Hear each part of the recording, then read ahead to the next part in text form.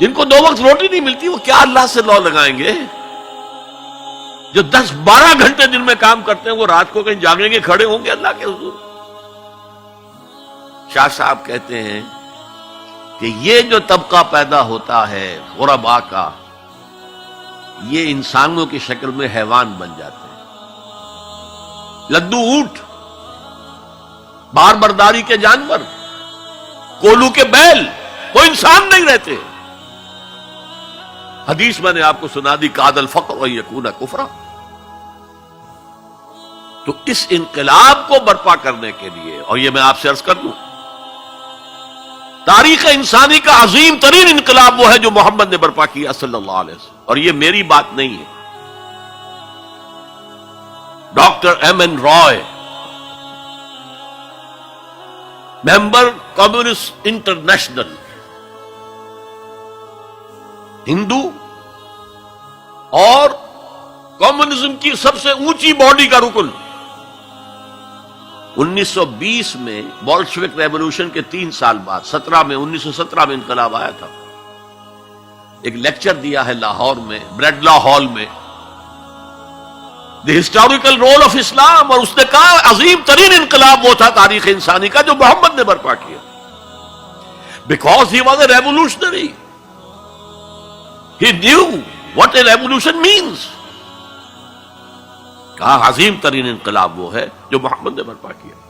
یہ 1920 کی بات ہے، اور میں جب پچھلی مرتبہ آیا تھا 1991 میں تو معلوم ہوا تھا کہ یہ جو بمبئی کہتے تھے، ممبئی اب آپ کہتے ہیں، اس کا کوئی پبلشر اس کتاب کو شائع کرتا ہے، ہسٹوریکل رول آف اسلام۔ اچھا، یہ تو ہوا 20ویں صدی کے شروع سے 20واں سال، اس کے اختتام سے 20 سال پہلے کتاب لکھی گئی دی 100، یہ ہندوستان کا ہے M.N. رائے، اور وہ مینہٹن کا رہنے والا ڈاکٹر مائیکل ہارٹ۔ اور دی 100 کیا ہے کتاب؟ A selection and gradation of the most influential personalities of human history. 100 آدمی چن لیے تاریخ انسانی کے عظیم ترین، جنہوں نے تاریخ کے دھارے کے رخ کو موڑا ہے۔ عام آدمی تو تاریخ کے رخ کے اندر بہہ جاتے ہیں، جو رخ ہے چلو تم ادھر کو ہوا ہو جدھر کی۔ کچھ لوگ ایسے بھی دنیا میں پیدا ہوئے ہیں جنہوں نے تاریخ کے دھارے کے رخ کو تھوڑا موڑا ہے۔ تو سلیکشن میں تو 100 نام گن لیے، اور پھر گریڈیشن کی، سب سے زیادہ کس نے موڑا، پھر کون پھر کون پھر کون، اور نمبر 1 پر لایا ہے محمد کو صلی اللہ علیہ وسلم۔ جو کتاب اویلیبل ہے آپ پڑھیں، اور بڑے خوبصورت الفاظ اس کے ہیں۔ Naturally I O an explanation, میں عیسائی ہوں، حضرت مسیح کو نمبر 3 پر لے گیا ہوں اور محمد کو نمبر 1 پر رکھ رہا ہوں، تو یقیناً مجھے کوئی نہ کوئی اس کی ایکسپلینیشن دینی ہوگی، کوئی توجیہ کرنی ہوگی۔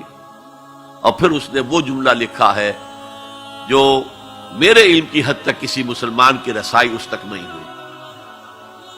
This is because he was the only person who was supremely successful on both the religious and secular fields.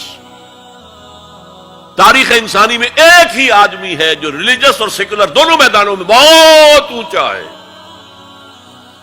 باقی سارے کیا ہیں؟ یا مذہب، روحانیت، اخلاق میں اونچے ہیں، تو ریاست، سیاست، اس سے کوئی سروکار ہی نہیں۔ حضرت عیسیٰ کا بھی یہی معاملہ ہے، گوتم بدھ کا بھی یہی معاملہ ہے۔ اور یا ادھر ہیں اونچے شہنشاہ ہیں، بڑے بڑے فاتح ہیں، تو دوسری طرف زیرو نہیں بلکہ مائنس لیول کو لانا پڑے گا۔ ایک ہی شخص ہے، وہ کہتا ہے ایک، دی اونلی، اسی لیے میں نے 3 دفعہ دہرایا ہے، the only person who was supremely successful at both the religious and secular planes۔ یہ ہے حضور کا انقلاب۔ برپا کس سے کیا؟ کتاب سے کیا۔ چنانچہ 3 مرتبہ وہ الفاظ آئے ہیں قرآن میں کہ آپ کا مقصد تھا دین کو غالب کرنا، اور اس کے لیے طریقہ کار کیا تھا؟ 4 دفعہ الفاظ آئے، 4 الفاظ، 4 اصطلاحات 4 دفعہ آئی۔ حضرت ابراہیم اور حضرت اسماعیل کی دعا جب وہ اذ یرفع ابراہیم القواعد من البیت و اسماعیل، اس میں دعا میں شامل ہے ربنا وبعث فیہم رسولا منہم، اے اللہ یہ جو میں اپنی نسل کی ایک شاخ کو یہاں آباد کر رہا ہوں، ان میں ایک رسول بھیجیو جو انہی میں سے ہو، کوئی مغایرت نہ ہو کہ باہر سے آیا ہوا رسول ہے، اس کی زبان اور ہے، ان کی زبان انہی میں سے ہو، اور وہ کیا کرے؟ یتلو علیہم آیاتک ویعلمہم الکتاب والحکمت ویزکیہم، تیری آیات پڑھ کر سنائے، کتاب اور حکمت کی تعلیم دے اور تزکیہ کرے ان کا۔ یا رب فاجمعنی بكل الصحب والأحباب واكتب لنا أن ندخل الجنات بالريان۔